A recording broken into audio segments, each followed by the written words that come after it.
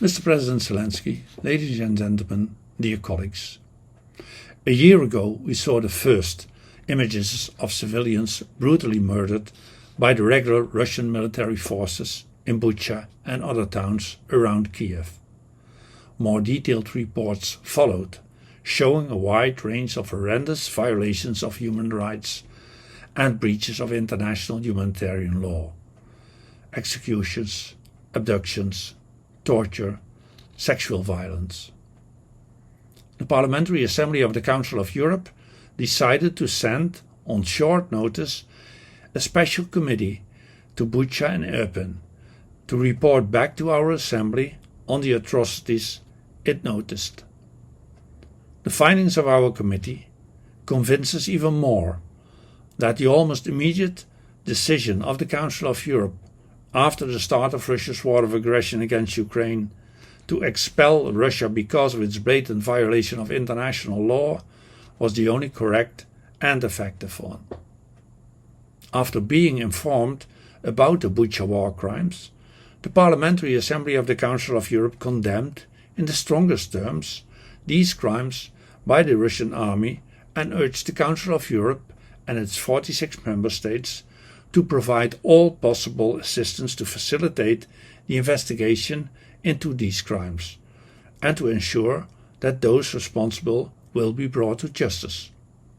We, representing Europe's oldest and broadest treaty organization to protect peace and prosperity for all Europeans, have accepted, without restriction, from the beginning of this illegal war of aggression, our clear responsibility as part of the international community to ensure accountability for the crimes committed during this war, and to guarantee that justice will be done and delivered, whatever it takes.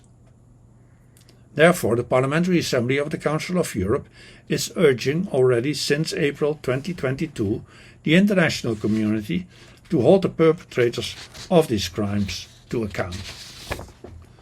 This includes those responsible for the crime of aggression, the political and military leadership of the Russian Federation, which bears the responsibility for launching the ongoing war. Our Assembly was the first international organization calling for the creation of an ad hoc international criminal tribunal to prosecute this crime of aggression.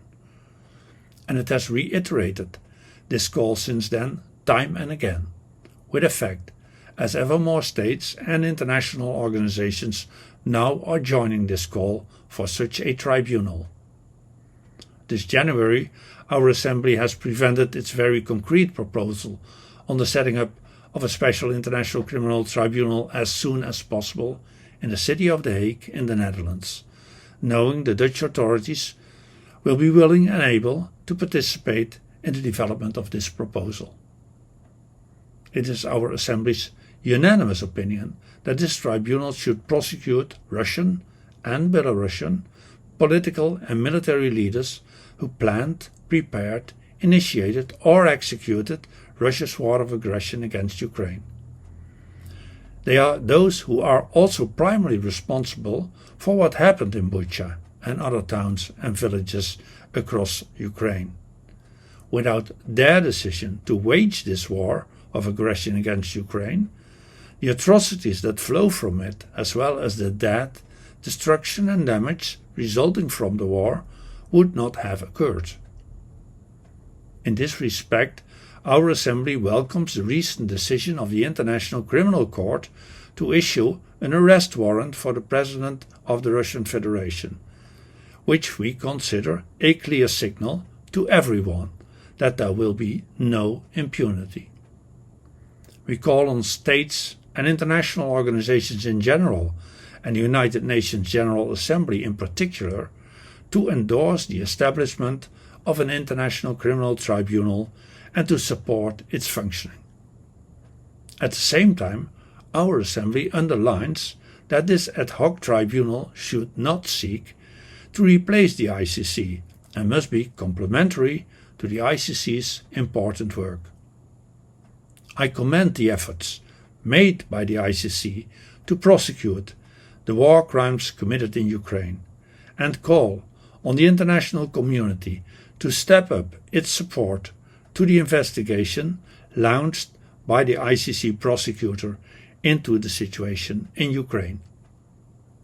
In order to do justice to the citizens of our member state Ukraine, the Council of Europe now is working hard to establish, in close cooperation with the Ukrainian authorities and others, a special register to record and document evidence and claims of damage, loss, or injury as a result of Russian aggression against Ukraine. This register will be an important, even necessary, part of current international initiatives to set up a compensation mechanism for Russia's crimes committed in Ukraine against Ukrainian citizens.